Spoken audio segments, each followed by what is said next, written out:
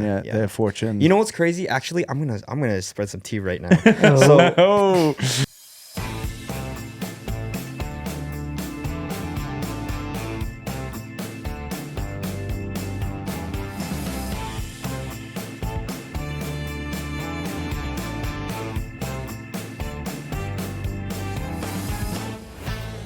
And welcome back to Sleepless, a podcast about the creative process.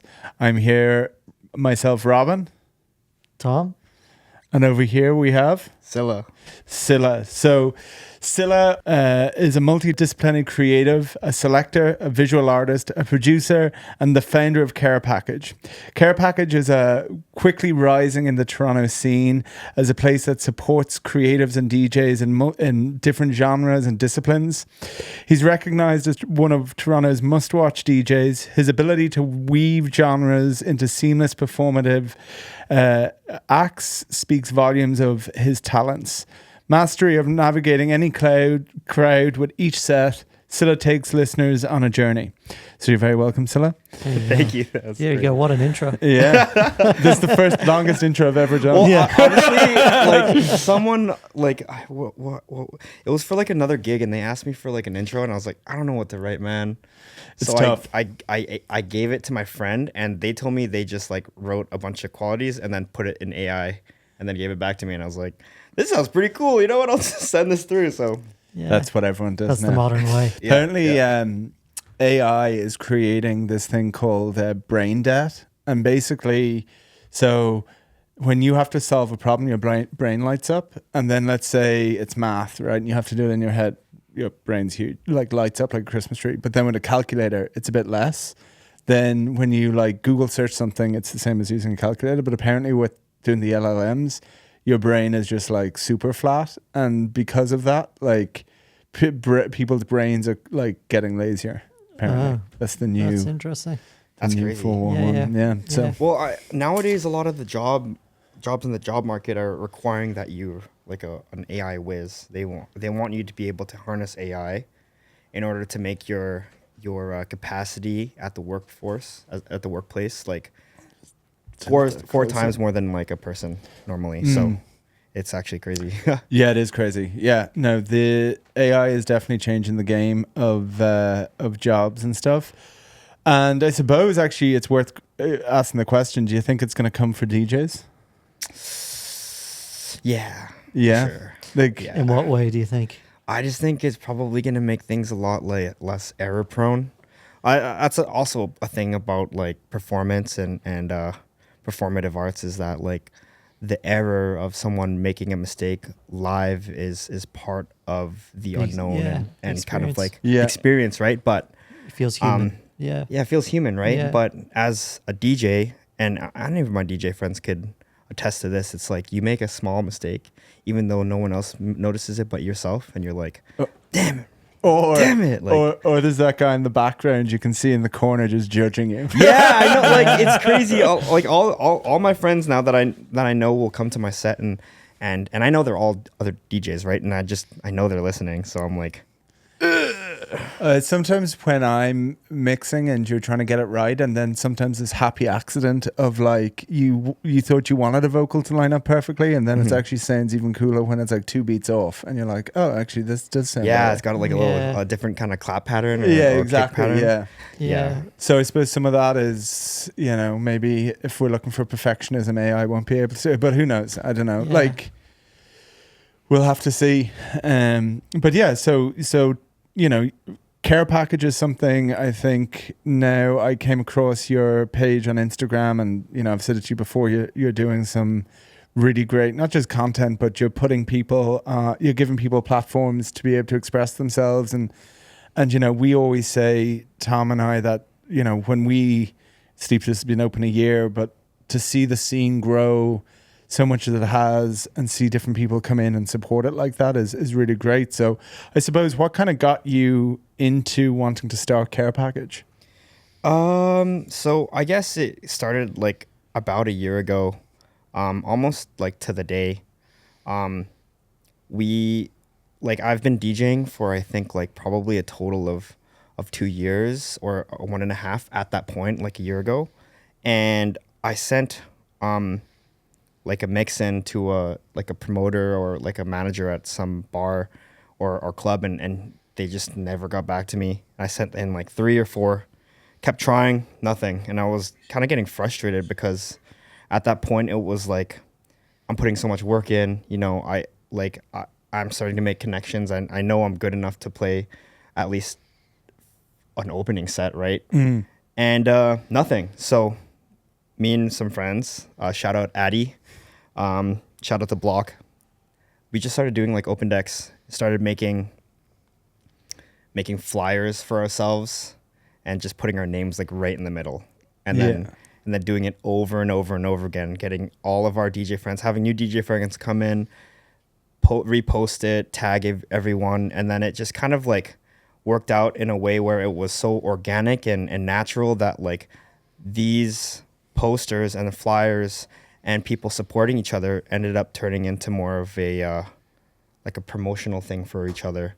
And you're also learning more skills the more people come through, and widening the variety of music that you listen to as well at the same time. So I guess to answer your question, it started out as like, man, I wanted to get a gig. No one's going to hire me. So let's do something that can get ourselves some gigs. Yeah. Because, in the city, there's so many people. There's so many like creatives that there's so many like everyone's hungry. So why don't we like you have to create your own opportunity. Yeah. So that's pretty much it. That where that came from. Wow. So then how long have you been living in Toronto? Because I know you're originally from BC, right? Yeah. So I'm from Vancouver. I'm from a small town called Comox Valley. It's on Vancouver Island. I moved to Toronto 4 years ago. Okay. Yeah.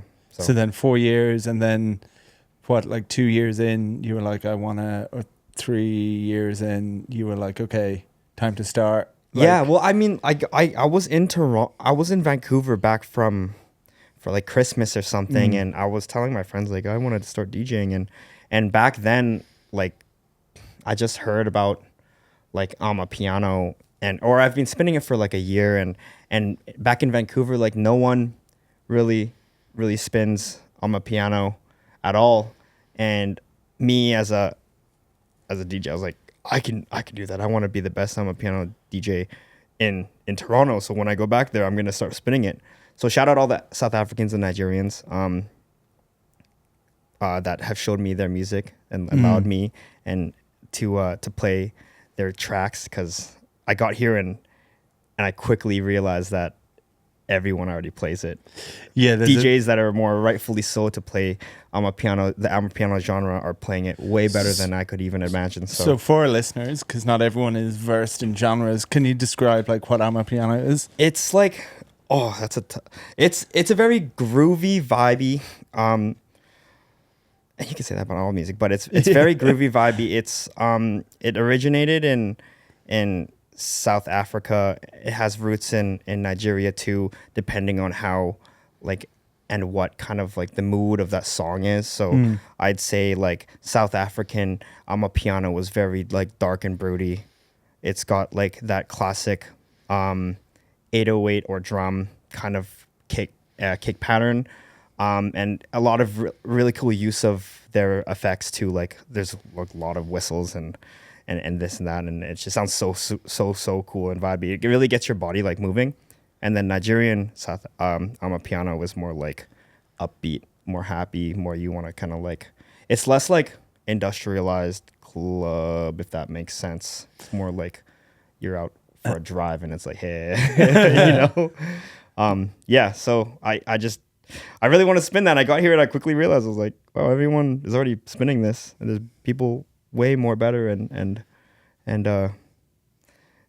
skilled at this genre. So I'll just stick to my roots, spin what I like grew up like listening to, which was R&B and hip hop. So that's what I kind of like learned on. Okay. That's kind of like what I just stuck to and did a bunch of gigs where it was just straight up like for hip hop parties in Toronto and some rap shows, and then a couple R&B like single releases. So shout out to all the artists that have me do that.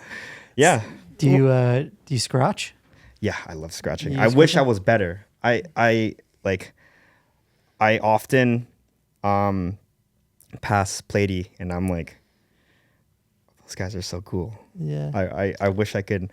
I wish I had the knowledge, and I wish I had the experience to scratch as like people like Scratch Bastard and some of the OGs back up in the scene in Toronto, because I just be doing little baby scratches and a couple Well, iris here and there, and They say it takes 10,000. Is it 100 or 10,000? I think it's 10,000 hours to become a master at anything, Yeah. right? So you've only been crazy. DJing 2 years, so you'll get there for sure. I hope so. I be even in my like electronic dance music like sets, like some stuff that like you shouldn't be hearing scratches, and I just do it anyways because it's like, Well, to me, who it's says? fun. Well, like, this is the thing. Like, there's people that say you shouldn't do different things until somebody does it well, and then it becomes a thing, Exactly. right? And like, you've got to be willing to experiment, or else, it'll just sound the same as everyone else's. Yeah, exactly. So then you were saying that there's a lot of, what are some of the kind of venues that you wanted to play at, have played at, and then want to play at? I really wanted to play like all of the Asian kind of clubs. So like Midnight Arcade was like one of the ones that I really tried to get into, and like Big Trouble, but like didn't hear back or anything like that.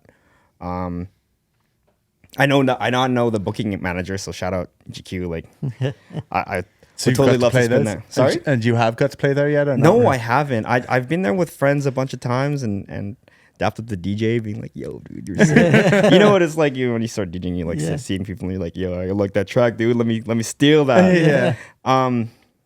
So like those are the like a couple of those venues. I really wanted to play Apartment. I really wanted to play like the Drake Underground.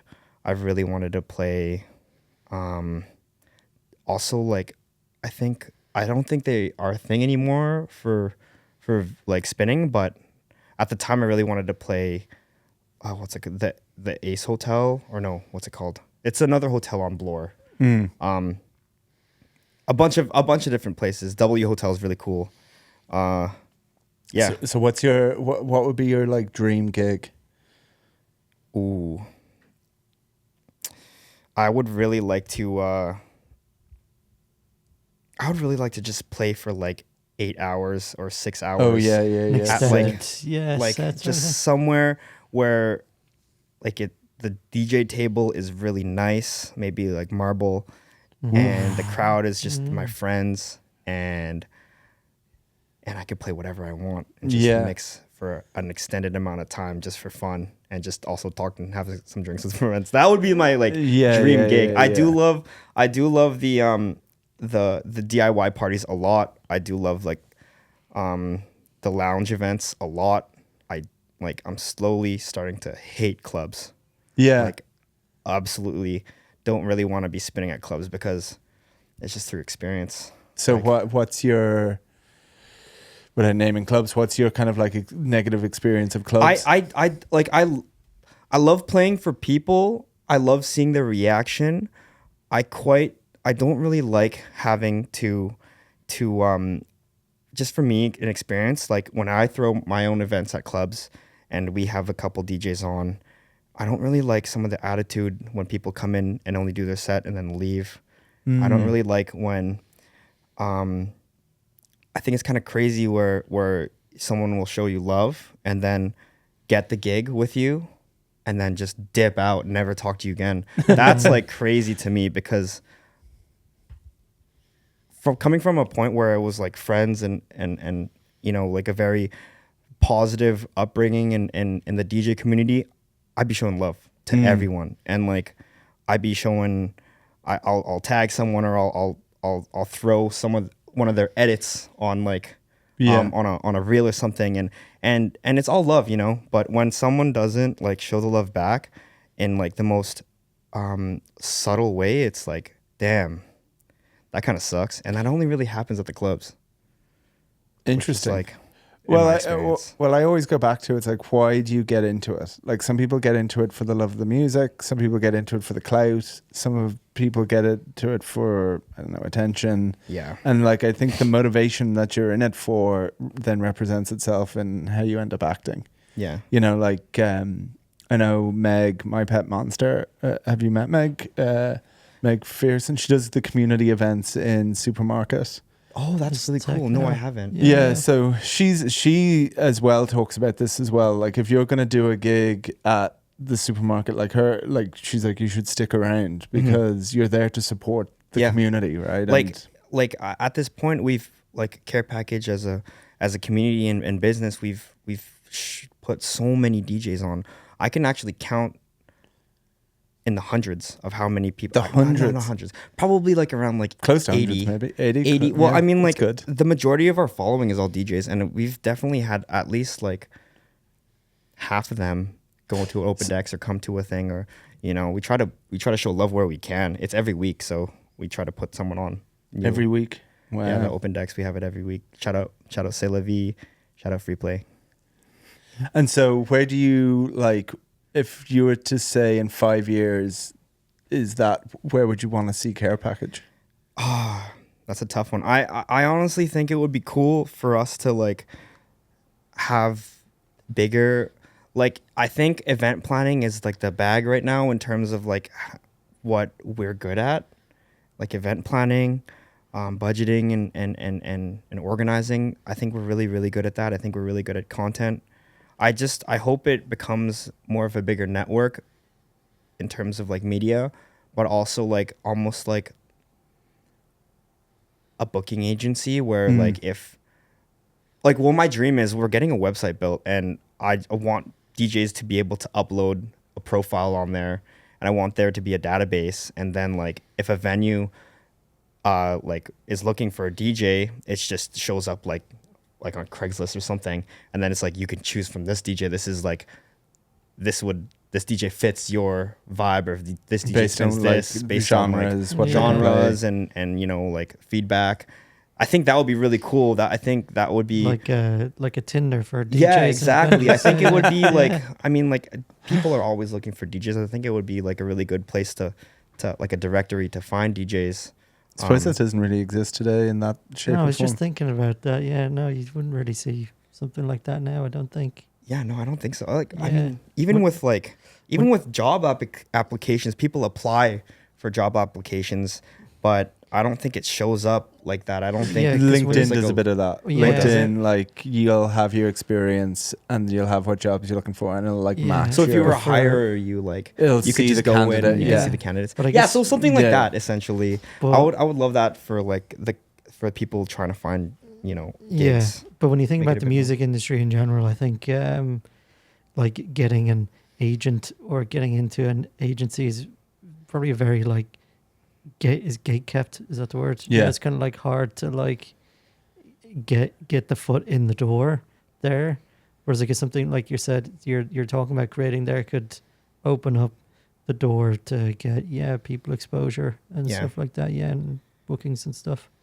Yeah, the bookings is honestly the biggest thing that was like for me. Yeah, seriously. especially when you're starting. Yeah, when Yeah. you're starting, like even for, I took a break for, well, I'm still on that break. I basically, that's how Tom and I kind of ended up starting this. We used to DJ a lot in college. Then I had an inflection point in my life where I was like, okay, am I going to go and get a big boy job? And anyway, found it very hard to balance the two. But now, nearly impossible to get a gig, right? So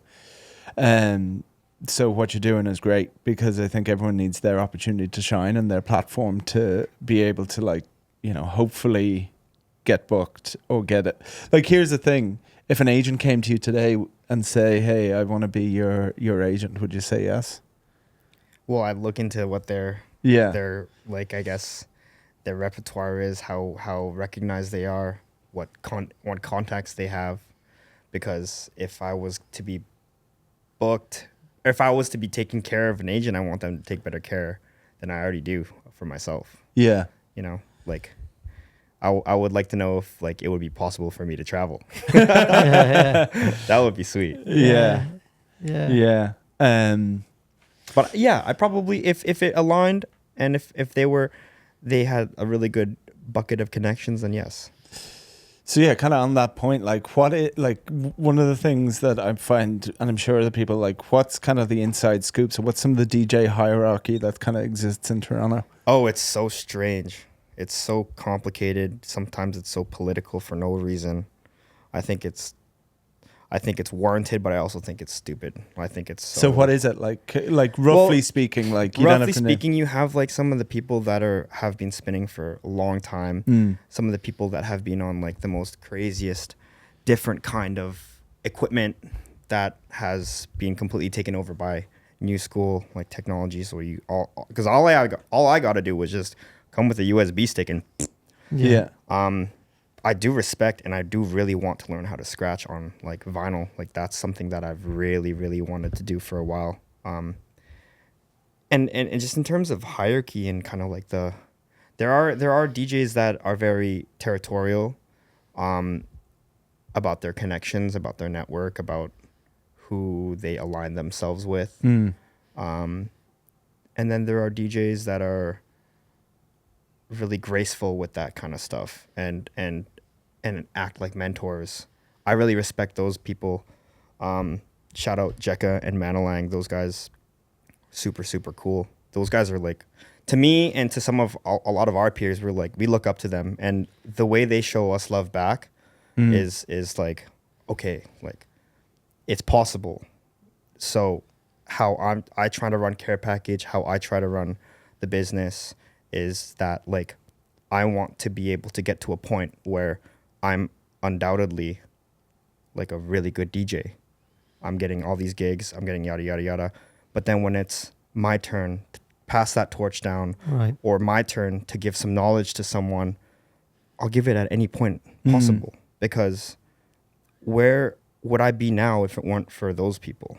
Where would I be now if it weren't for the people that looked down to me and said, you know what? I don't really fuck with you like that, but I'm going to tell you anyways because it's for the love of the culture. And that's what it really is all about to me. I wouldn't be in the place I am today. I wouldn't have this amazing like kind of following if it weren't for the people that are showing love to each other. So that's kind of like... and is that how the name Care Package kind of got to be? Oh my God, this is so funny. So I think it was like our third or second like open decks at the block. Shout out Lou. I came with like this is before we had like the plug-in controllers. I would just come with my like FLX4 and laptop. And at the time on Rekordbox, you could just like throw in like little like samples, right? Yeah. So my boy Brody, Banana Boy, he went and downloaded Modern Warfare 2, like the sound pack, and it was like it had like the No Russian and the Intervention Snipe, and one of them was like AC 130, and then as well as Care Package Inbound. So we were like just all goofing off. It was like 12 of us or something like that, and we're just like every song just spamming Care Package Inbound, just for like a fucking whole hour. So you're outside, we're like, you know what would be so cool if we called this Care Package. And so that's how it was born. And how many people were at your first event? Like what do you mean? Like at our first open deck? Open decks, yeah. I think, well, one of the very first open decks, it was just straight up Addy and I. Like, and Lou, because like Addy was telling me like, hey, we should do streaming. You should come through. And I came through and it was just him and I for like an hour. And it was like really cool. So I started inviting more people. Invited Cherry and G, or Solus, and then Cylla and a bunch of the DJs at the time that I didn't even really know that well. I just kind of was like, by the way, look, there's this opportunity. We can just stream for fun. And high key, we didn't even have the stream ready to go. Like it was so janky. It was like it was on Twitch, but it was not really like the audio was either clipping like really crazy or not really like fully. We've had to experience that one as well. Yeah. So. I mean, it was really janky, but I guess it was kind of just more of a incubator. And so then the open decks have just been getting bigger and bigger every week. It's to the point where like we have our friend Cylla running it now. Like she does the open decks at Free Play because we stopped doing it at the block because we wanted to like kind of switch up the spot. And it was every other week at that point, or once a month, and now it's every week. So Cylla runs that Wow. at Free Play. And then on top of that, I think Abdul, the co-founder, so shout out Moy Chan. I should have mentioned him earlier. That's my boy right there. So Abdul, love you, brother. He bless his heart, he has been doing such an amazing job helping and running Care Package with me. If it weren't for him, like I don't think we would be in the place we are right now. So Yeah, because is it a lot of work? You find it a lot of work? I don't have a job right now, so like, yeah, It's like full time. It's pretty much for me full time. I'm like about to take a little like tea break, like a little month to continue on my career, just so that I can like keep supporting this from a very wealthy spot, so I don't have to take it out of my own funds anymore. But Yeah. So It's a lot is of that work. something that's been kind of hard with the Open Decks, is actually making revenue out of it? Well, like the thing is that like we're looking into getting grants, but also we're not able to get grants unless we have a full year of taxes done. So it's kind of like A chicken and an egg. yeah, it's like, okay, we got to just incubate this for a minute, and then as soon as that's good, then we can like start hit the ball. Like I can start applying and getting some cool stuff. But honestly, at this point, like we're at a place where we've built our network connections enough where people see the vision and they want to support, so they'll kind of like help wherever they can. Shout out our wonderful, wonderful, wonderful interns. They have been doing a lot of the work for us in terms of content, in terms of like spreading the word, in terms of doing, taking photos and videos during like any of our events. So they've been. So helping you a lot. mentioned how many people are in the Care Package team? So we have the owners, Abdul and myself. Yeah. We just onboarded 2 new members full time. So Selena, my girlfriend, and Max. So they're fully on the team right now. And then we have a web developer. We have a creative director, Ken. A web developer is Brody. I mentioned him back. Yeah. So he's really cool. And then we have like, I think at the moment it's 8 interns. Wow. Yeah. Just you have more staff than we do. So shout out all the interns. Actually, like we're having our 1-year anniversary on the 18th in a couple weeks, and a lot of our interns are artists as well, like either photography artists or paint artists, and we're I'm giving them the space just to put their art up. So, Okay, nice. yeah, because I mean, shout out Archive. Thank you for having us there too, Ion, and Sadaf. Where they allowed us to have the space to like throw our like 1 year and our event in collaboration with them, and it's just a really nice spot. So I just thought Just down the it would road. be like be really good to like actually let our interns shine. Yeah. But you let need them- to. Yeah. Like we were discussing this about like what is it that we want to do, and like we want to be people that support others and give people platforms. So like that's really what we've been about, and our hope is that by doing that, you build a community around you as well. Yeah. Well, honestly, it's like, and Abdul and I say this to any single intern or to any person that comes and supports us, that like we notice, we see it, we directly see it, and we remember, and if we can, we will try to give back as much as we can.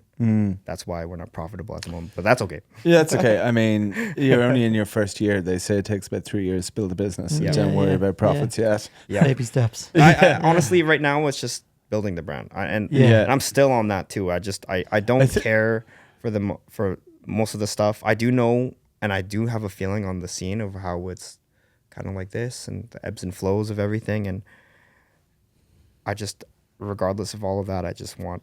You just got to build. believe and keep going. Yeah, right? just Like build the community. If anything, you guys are about the same age as we are as a business. Probably. Oh yeah. really? Yeah. Yeah, probably. Damn. Well, you guys are an amazing space, yo. So shout out Sleepless. This place is really, really cool. Oh, that's great. Well, we're really glad you like it. Like we, I mean, most of the stuff Tom and we did ourselves, just the two of us. We got a bit of help from our friends. Who designed this room? Actually, we got some help with from Michael over there and his partner. I love Mariana. the feng shui. yeah. It looks really good in here. Then, bits and Yeah. pieces. Yeah, and then, as Robin said, you mostly did all the work ourselves. So there was a lot of like trial and error and late nights, a lot of sleepless sleepless nights. Oh, Yeah. I believe you. I believe you. Honestly, Um, it pays yeah. off at the end, though. Yeah, it does. Yeah, Yeah. yeah. And then the best thing is, seeing people coming through and using it. So And if you do know artists, we can give them a wall to like put up their art to sell it. Yeah. Oh, seriously? Yeah, well, you Yeah. can do that. Yeah. yeah, Oh, yeah, yeah. definitely. Yeah, I if know you so many wanna- artists. Yeah. I have a friend. His name is Grady. He owns this brand called Rad Originals. He's coming from Edmonton, actually, too. Oh wow. And he does a bunch of like spray painting and like stencils and stuff. Yeah. Well, send them our Super, way because super cool. we're obviously talking to Doro. Oh yeah, Doing shout out to something. Duro. Oh my goodness. every almost like at least once or twice a week he'll call me, be like, "Hey brother, Yeah. you're too cool for me. Where are you at? Why do you call me?" I'm like, "I'm sorry, I'm so he's busy, he's Duro." your dad. Yeah, I fucking love that guy. Yeah. I actually like was out for a bike ride one day, and just around Toronto, and I was like, I wonder what Daryl's doing. I called Daryl. I was like, "Yo, what are you doing, dude?" And he's like, "I'm just in the studio." I'm like, "Can I come?" Yeah. And I was there till like 2 a.m. just like playing around He's got on a his serious analog. setup in his house. He's got yo. It's crazy. Oh my god, the nerd in me is just freaking out when I walk. Have you seen it? Did he No, show he you? showed us a picture, and I Yeah. was just like, that's like gold. It's like a hardware mecca. Yeah, Yeah. It's literally. crazy. And he It's has crazy. it all hooked up together. It's ludicrous. But that's a guy you could definitely learn a lot off. No, I Duro, I think out of anyone I've ever met in Toronto, he is single-handedly the most positive, most outgoing, most successful, like just creative I've ever Yeah. met. And he's been so nice to mentor me for a little couple things here and there and show me some of the tricks in trade and I've been using it and it's Yeah. working. So shout out Duro, man. Like that guy is so funny too. The way I met him was so freaking organic. Like I think what was I doing? I was like shopping at like Yorkville one day, just not even buying shit. I was just walking around aimlessly like a chicken with his head off, just like whatever.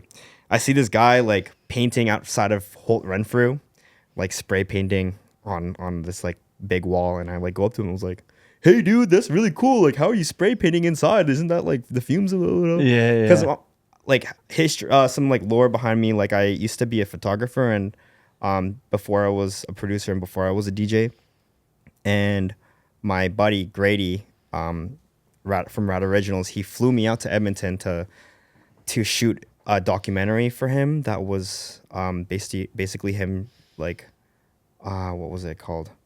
Painting like the biggest mural in all of Canada. So I learned a lot of the spray painting culture and graph culture from him. And then when I saw this guy doing it in the mall, I was like, this guy's crazy. Like, what the hell? Like, and then we just sat there. I picked his brain for like probably an hour. You know how it's always talking Yeah. to Duro. Just picked his brain for an hour. Went home and I was like, oh, that was really cool. This guy was sick. Fast forward to this year. I think that was like last year at some point. Fast forward to this year, I was walking the dog with my girlfriend and at Stacked Market, and he's just there, and I was like, "Duro, is that you?" And he's like, "Oh my goodness, I remember you. I remember talking to you about the graffiti Yeah. at Holt," and then from there on, we just blabbed about whatever and everything. Yeah, And no, he's a good talker. he's a good talker. He's definitely a good talker. So one question, because I'm not as I've only lived in Canada now just over 5 years, so it's always good to hear people who are from the area as well. So what is, musically speaking, the biggest difference between like Vancouver and Toronto? You mentioned obviously there's some Go ahead. You can throw some shade. Vancouver's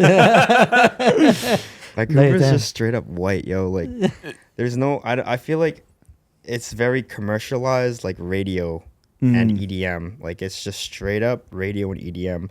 Unless you were like very, very in the culture. in the culture, and you have friends that are like different there.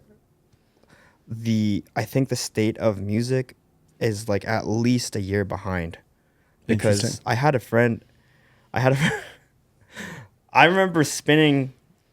What was it, Jersey? I remember spinning Jersey all of last year, or friends of spinning Jersey all of last year, to the point where I was like so sick of Jersey. I just didn't want to hear that genre anymore. I don't even know how you dance to that. Like, Like for an hour, I can't do that. Anyways, he he came and visited me this year, and he was like, "Yo, Mikey, have you heard of Jersey?" And I was like, "What?" He's like, "Yeah, it's big in Vancouver right now." I'm like, "Whoa, that's pretty. That's interesting. That's crazy." Yeah, because I mean, I did you get to B-side radio? Oh, B-side radio is sick. Yeah, they are. They're really single-handedly keeping like the culture alive down there.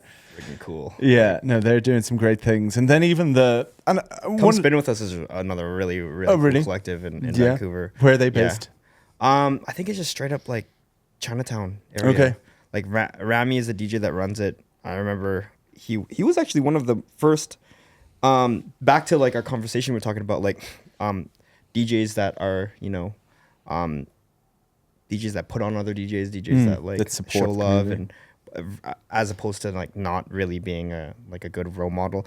I went to Vancouver and was told to go link up with Rami. I just DM'd him I got his phone number somehow.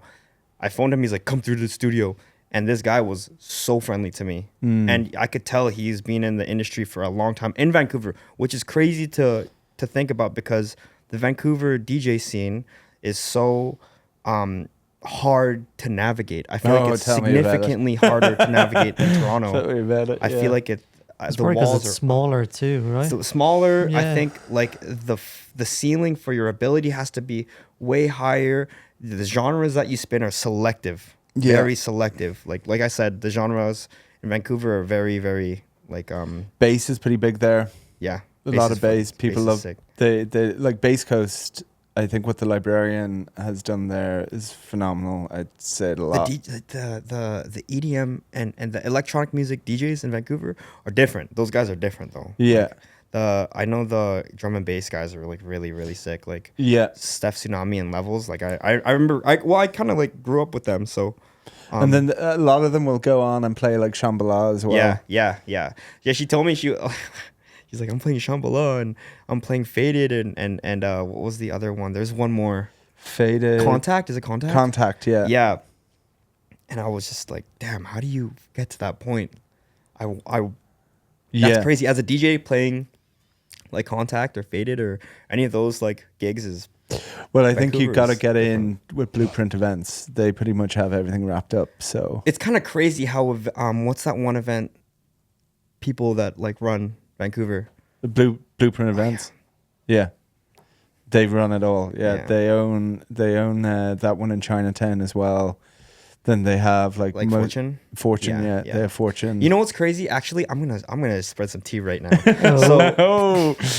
So last year, I had the opportunity with to go back to Vancouver, and I wanted to throw an event because I had some friends that were coming with me, DJs Bia and DJ AQ, and we wanted to throw an event. So I reached out to my friends at Plug, shout out Luana, and we were like, yeah, let's do it. Let's. I think we can pull some people for this thing, which is a risk. Like, I'm not gonna lie, asking us to come, like me asking her, being like, can we throw an event at Fortune, and her saying yes with her event company is like a massive risk. Yeah. So shout out Luana, thank you for putting me on. I think we broke even, so that's all that matters. Yeah. So in the black. Yep. Anyways, we did an event at Fortune. I brought all my friends from my hometown, obviously, and people came in from the ferry and yada yada yada, and it was a really good time. I think we were able to play some global sounds that not a lot of people in Vancouver really normally hear. I think I don't know what it's like anymore, but it was crazy because to me we were hosting what seemed visually and promotion wise, like we had so much material. We had like 3, 4, 5 reels like the week of. We had like different posters, like 3, 4 alternative posters. We were tagging everyone. And tell me why Fortune or Blueprint did not tag us or mention us at all. Yeah, probably because it wasn't in their like business plan. Like, it's crazy to me. It's like, we're packing out a spot down here, and it's, you know, we're making you money, like with liquor sales. Like, you know, you think you would be able to do a bit of a push, or push it a little bit. Because did you guys, it wasn't a care package thing. It was a care package. It was a care package. It was event. care package.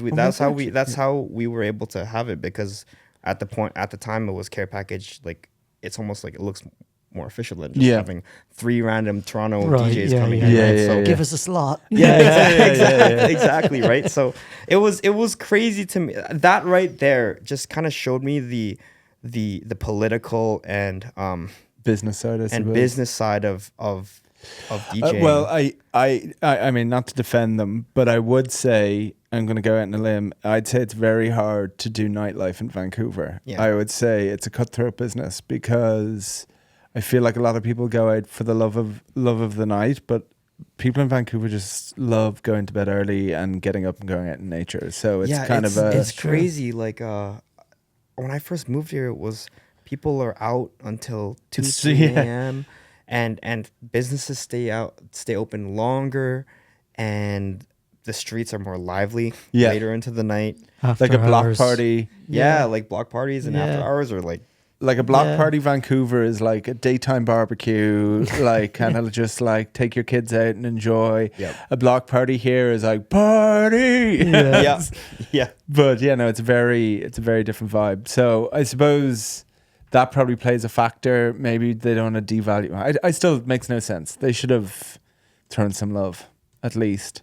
Yeah. So do you think you'll do another care package in Vancouver anytime soon? Absolutely. Yeah. Absolutely. Watch the space. Because honestly, doing it again, I would just feel... Well, Victoria also has some cool spots. That's why I went to university. Yeah. Is Victoria. There's a bar down there that's playing a lot of electronic music. Which one? Oh, I can't remember the name. I don't know if District is still open, is it? I don't know if it's District. It's like, I can't remember the name now. But Upstairs? There's a bar they down change? there. I'll look it up after. But they're starting to play a lot of electronic music, which is pretty cool. That's cool. That's getting a scene. And they actually, I don't know if this is your thing, but I didn't realize this. The island throws one of the biggest reggae ska festivals in Canada. Oh, wow. Yeah, it's crazy. Like I've where? never been In to it, but I Victoria just or remember. somewhere. Is it Tofino? Is it Victoria? I think it's I thought it was Victoria. Duncan. I thought it was Duncan. Duncan? But anyway, it's on the Tremendous. island, and like it's a huge reggae ska festival. Jeez, because I was going to say Tofino, the surfers. I guess I get it. Yeah. It's on my bucket list. It's Okay. on my bucket list. Cool. It's just very hard to get accommodation and stuff. You have to like plan and. Oh, and really? events, yeah. Right. Yeah. Like everything in. I don't know if it's the same in Ontario, but I feel like you really have to plan like camping, or else spots will go. Like you have to be planning like your summer and winter. Yeah, I think that happens here, but probably more so probably in BC because it's like so popular. Yeah. Yeah. I mean, if you're living in BC, you need to be outdoors, or else what else you do? Yeah. Literally. Yeah. The abundance is calling. Yeah. So what was it? Was it work that kind of made you come out here? Yeah. It's pretty much work. I got a co-op job in the middle of COVID. And then I moved in with my roommate, one of my best friends, Aiden. We just worked for his dad's company. Well, And for like, I think 4 years up to this point. okay. Yeah, it's cool. I love Toronto. Because it's just immediate. Like, even during COVID, it was like, I remember it was like, I get here, and I remember in the middle of COVID, I was talking to some guy about bikes. And it was like a 20-minute conversation. And I remember never having that experience in Vancouver with some That's random true. guy. That's true. Just very down to talk about whatever the hell it was, and he was interested and I didn't even get his number or his Instagram or anything. We just went on our separate ways, and it was like that was a really in-depth, cool conversation. My theory about it is that in Vancouver, it's very transitory. Like, not a lot of people like stick around for a long time because they either get priced out or visas or like, it's, whereas I feel like here, a lot of people stay much longer. Mm-hmm. So because of that, your guard isn't as, like, you're kind of like, oh, I can make friends. They're not just going to leave next year. Yeah. So I feel like that has, so then in Vancouver, you kind of have your friend group, and then you're like, we're good now. Yeah. So, Yeah. but yeah, so we're just gonna move to the final segment of the Yeah. podcast here. So this is the hot take wheel. So what we like to do sick. is we have some hot takes. You'll give it a spin, and I'll read it because my handwriting is terrible. And yeah, we'll take it from there. What will we get today? Drake is overrated. Let me think about that. This has come up a few times. I feel like this is like weighted. Yeah. I love Drake. I think his music, I mean, at least for me, growing up and listening to his music, I have very, very fond memories listening to Drake specifically. So no, he's not overrated. He is almost like... Is he goated? I'd say he's goated. I would say he is very good at making music in different flavors. Yeah. Well, I'd say he's more good at getting the right people around him, though. Yes. Yeah. He's a very good networking guy. He's very good at dodging political things. I think that's also is why. he? I for the time. I mean, at least up until the whole Kendrick? Kendrick thing, he was like you wouldn't hear shit from him if any political argument came out online or on the television, like and other artists felt obligated to reply to. You just hear his radio sound. So I think he was very well PR trained. Well, yeah, because I watched an interview. His mum told him this advice that he lives by. Like, no matter, he was like, the news cycle. His mum was like, the news cycle is every day. So if you feel like you need to say something, wait 2 days, and if you still feel that way after the whole news cycle is blown over, then say something. But wait 2 days. That's smart. Yeah. That's Well, he's very sort of smart. grown up in that whole But yeah, lifestyle for since Degrassi, he was then from Degrassi, Yeah. doing the rap. So he's well versed. Yeah. Yeah, he's definitely well media trained. Yeah. What's your theory on why the Kendrick Drake beef happened? Do you think it was legitimate, or do you think it was kind of like label staged kind of That was thing? label stage for sure. Yeah. 100%. I don't think I don't think any artist that is that big really gives or should care about like the beef they have between another artist. I mean, I get it, but also it's like, why would you care when you have like so much money that like... Because the money doesn't matter anymore. Yeah. That's the thing. Once you have the money, though, it's not about, like, your life isn't about the money. So then you've got to find other things to care I guess about. it's legacy, right? They're trying to argue against it. Legacy. Yeah. So I get that. Yeah. I mean, I think are we talking about the industry thing where they took Kendrick's side and just boosted his sales? Yeah, 100%. 100%. Well, they're on the same label. They're both on the same label, but like, I'm not gonna lie, like not like what was the song? They're Not Like Us. Oh, Yeah, They're Not Like that Us. was kind of like that was kind of mid. I'm not gonna like. I didn't really like that song at all, and all of the Drake songs I actually quite preferred more than the Kendrick ones. Why did they boost that song? Well, It did have a catchy thing, but it like did have also a catchy thing. Well, it's also America versus Canada as well. Like, Yeah. you know, that's There's the Super Bowl. Oh yeah. Super Bowl Yeah. made it big. I'd say Yeah. that was a tough watch for him. Yeah. I bet he's like sitting in his chair at home, like. Probably just gambling more. What do you think? You know that steak thing he has. Do you think like, what is that, and how come he hasn't gone fly? Because that's Oh, like, they're just giving him a stipend for sure. but that's like so scammy. Like, Yeah, don't but you like think, he is like- a gambler. Like he is a gambler. But don't you and think, he probably like, has giving- some debt. And then they're like, okay, well, we'll forgive your debt if you like If you keep pump the doing thing. it, right? So I'd say there's a bit of that. But like Interesting. the issue is, I mean, gambling's only recently become legalized more so in North America.